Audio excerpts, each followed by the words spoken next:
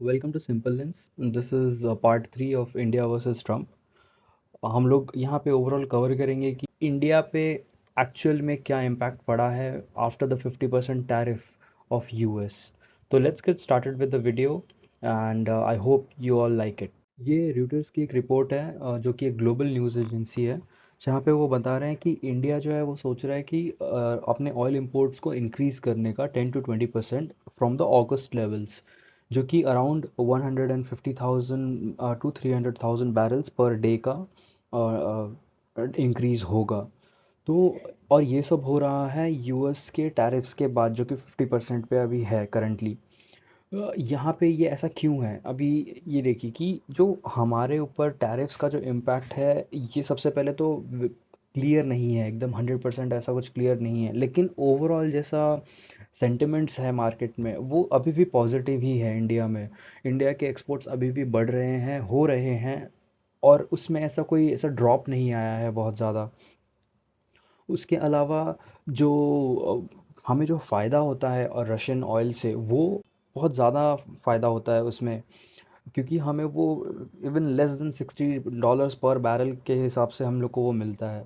तो हम लोग यहाँ पे देख सकते हैं कि हमारे होम मिनिस्टर जो हैं अमित शाह जी, वो एक नेटवर्क 18 के ग्रुप एडिटर से बात कर रहे थे, और उन्होंने भी सेम चीज़ पॉइंट आउट की that it is too soon to determine the impact of Trump tariffs, but asserted that India's economy is resilient to such pressures.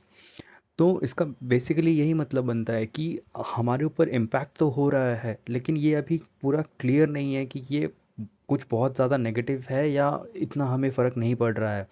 लेकिन हमें इतना अच्छे से पता है कि हमारी जो इकोनॉमी है ये 100% यूएस डिपेंडेंट नहीं है। हमारे पास अभी भी जो एक्सपोर्ट्स है, हम डाइवर्सिफाई कर रहे हैं, हमारे एक्सपोर्ट्स अभी भी बढ़ रहे हैं, जैसा कि मैंने अभी बताया था।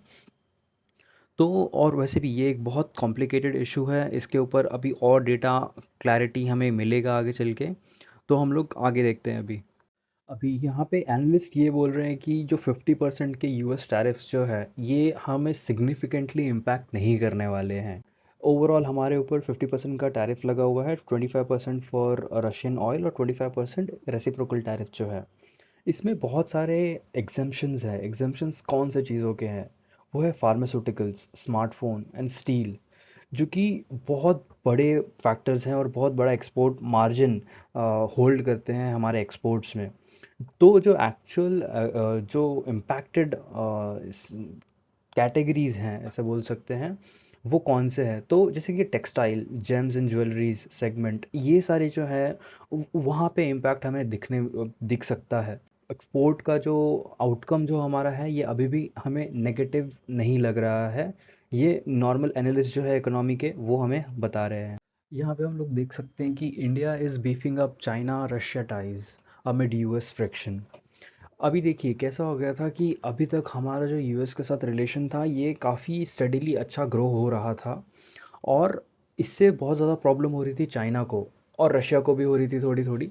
पर अभी जो ये फ्रिक्शन हो रहा है, इससे हम हमें इंडिया को भी एक रियलिटी चेक मिल गया है कि अगर कुछ समय तक यूएस का रिलेशन अगर अच्छा बिल्डअप भी होता है, तो इसका ये बिल्कुल मतलब नहीं है कि वो कंटिन्यू होगा फ्यूचर में भी। तो इंडिया भी थोड़ा संभल गया है, वो भी अपने रिलेशन जो है चाइना के साथ, रशिया के साथ तो ऑलरेडी अच्छे थे, चाइना के साथ बिल्डअप कर रहे हैं। हमारे प्राइम मिनिस्टर जो है वो भी बोल रहे हैं कि स्टडी प्रोग्रेस हो रही है चाइना के साथ। मैंने पिछले वीडियो में भी ये बात कवर की थी कि जो भी हमारे टॉक्स चल रहे हैं चाइना से, उसमें हमें काफ़ी अच्छा आउटकम निकल के आया है, जिसमें हमें जो परमानेंट मैग्नेट्स हैं वो, और फर्टिलाइज़र्स हो गए, और भी एक दो चीज़ें जो कि बहुत इंपॉर्टेंट है हमारी इकोनॉमी के लिए, वो हमें जो कि पहले ब्लॉक करके रखा था चाइना ने, वो अब वापस अलाउ कर दिया है। तो ये क्यों हो रहा है? क्योंकि यूएस जो है, उन्होंने मैसअप किया रिलेशन विथ इंडिया। इंडिया ने बोला कि ठीक है, कोई बात नहीं, आपको हमारे साथ रिलेशन अच्छे नहीं बना के रखने हैं, हमारे जो अदर पार्टनर्स हैं हम उनसे अपने रिलेशंस आगे स्ट्रॉन्ग करने में एक्सप्लोर करेंगे। यहाँ पे हम लोग एक हेडलाइन देख सकते हैं जो कि जापान से रिलेटेड है, जो कि है Trump Japan tariff deals hits new hurdle, Tokyo's trade envoy cancels US trip at the last minute. India और यूएस के जो रिलेशंस थे उसका जो भी अभी स्टेटस चल रहा है, अभी तक हम लोग सिर्फ उसकी बात कर रहे थे। यहाँ पे जापान का भी ऑलमोस्ट सेम ही स्टेटस है।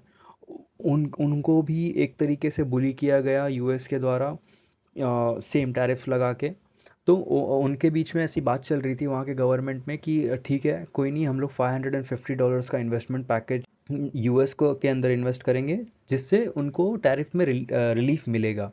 बट लास्ट मिनट में जो उनके ट्रेड एनवॉय थे उन्होंने एक ट्रिप कैंसिल कर दी। क्यों? क्योंकि उनको फर्दर डिस्कशंस करने होंगे कि भाई ये सही तरीका है क्या यूएस से डील करने का। तो ये हमारा जो देश है वो अकेला नहीं है जो कि अभी ऐसे सिचुएशन से गो थ्रू कर रहा है। मैं अभी और एक एग्जांपल आपको दिखाता हूँ। Let's move on to that. यहाँ पे हम लोग इकोनॉमिक टाइम्स की आर्टिकल देख सकते हैं। Not Trump, Brazilian president Lula da Silva says he will call PM Modi instead of trade talks. तो यहाँ पे ब्राज़ील के ऊपर भी 50% का टैरिफ लगाया गया यूएस के द्वारा। तो उन्होंने कहा कि वो डायरेक्टली यू डोनाल्ड ट्रंप से एंगेज नहीं करेंगे बातचीत में। उन्होंने एग्जांपल्स देखे हैं बाकी के कई कंट्रीज़ के साथ जैसा ट्रंप ने किया है। तो उनका थॉट प्रोसेस है कि हम वर्ल्ड वर्ल्ड ट्रेड ऑर्गेनाइजेशन के थ्रू जाएंगे और जो भी अदर मीन्स है उनके थ्रू जाएंगे। उन्होंने मेंशन किया कि I will call Xi Jinping, I will call prime minister Narendra Modi, I I won't call Putin because he can't travel now, but I will call many presidents. तो आई थिंक कि अभी जो बाकी की लाइक मिडिल इनकम इकोनॉमीज जो हैं overall world में, वो समझ रही है कि ये एक तरीके का बुली ही है जो कि यूएस कर रहा है सारी कंट्रीज़ के ऊपर।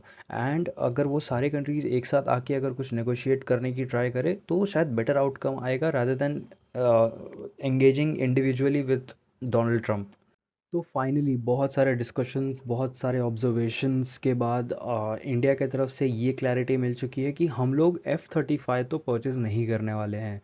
अगेन इस ये जो डिसीजन है इसमें कैटलिस्ट का काम किया है यूएस के टैरिफ्स ने जो कि डोनाल्ड ट्रंप ने लगाए हैं।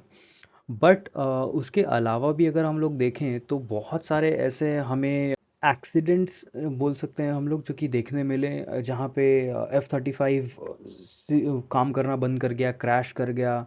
एक बहुत ही फेमस इंसिडेंट हो गया था कि यूके का F-35 जो है वो इंडिया के केरला के एक एयरपोर्ट में स्टैंड था। लिटरली वो हैंगर में बस खड़ा था कई दिनों तक, आई एम नॉट श्योर लेकिन 10-15 दिन या 20 दिन तक था वो। और वो कुछ नहीं कर पा रहे थे उसके लिए। तो it is a very big deal कि F-35 जो कि millions and millions of dollar का एक जेट है, वो एक जगह पे बस खड़ा रहता है, उसको ना रिपेयर कर पाते हैं ना उसको अपने देश ले जा पाते हैं वो। तो ये सारी जो चीज़ें हैं इसने F-35 की रेपुटेशन को काफ़ी ज़्यादा डैमेज किया था। और उसके अलावा फिर जो टैरिफ्स हैं उन्होंने आई थिंक फुल स्टॉप लगा दिया इसके ऊपर, और हम लोग ने फाइनल डिसीजन ले लिया कि अब हम लोग ये परचेज़ नहीं करेंगे। तो इतने सारे इंटरनेशनल न्यूज़ के बाद एक डोमेस्टिक न्यूज़ जो बहुत रेलेवेंट है इस यूएस टैरिफ के सिनेरियो में भी, वो ये है कि अब जीएसटी रिफॉर्म्स आ चुके हैं।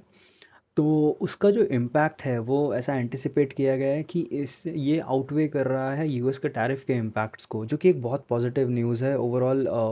इंडिया में जो सेंटिमेंट्स चल रहे हैं एक्सपोर्ट्स एंड ऑल के रिलेटेड, इकोनॉमी से रिलेटेड।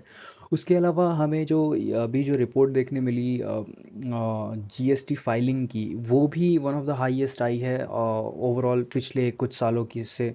तो again that is also positive news. So अभी तक जो हमें देखने मिल रहा है ये सब कुछ पॉजिटिव ही चल रहा है even after the US tariffs.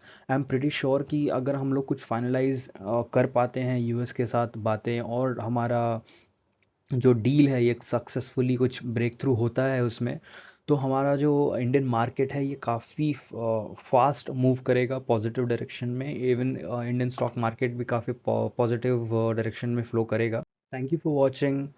I hope that all the articles that I have covered in the video आप लोग को वो सारे पसंद आए होंगे। मेरा मैं अपने पूरे पैशन से ये कर रहा हूँ। सारे जो न्यूज़ कवरेज है जितना सिंपली इसको एक्सप्लेन किया जा सकता है, इसको एक फ़्लो में दिखाया जा सकता है, मैं पूरी कोशिश कर रहा हूँ कि वो करें। इससे आप लोग को भी ये समझ में आता है कि आप लोग को एक्चुअल में क्या इम्पैक्ट होता है इन सारे चीज़ों का जो कि इंटरनेशनल लेवल पे होती हैं। तो again thank you very much आप लोगों ने अगर यहाँ तक वीडियो देखी है तो। And have a great day. Bye bye.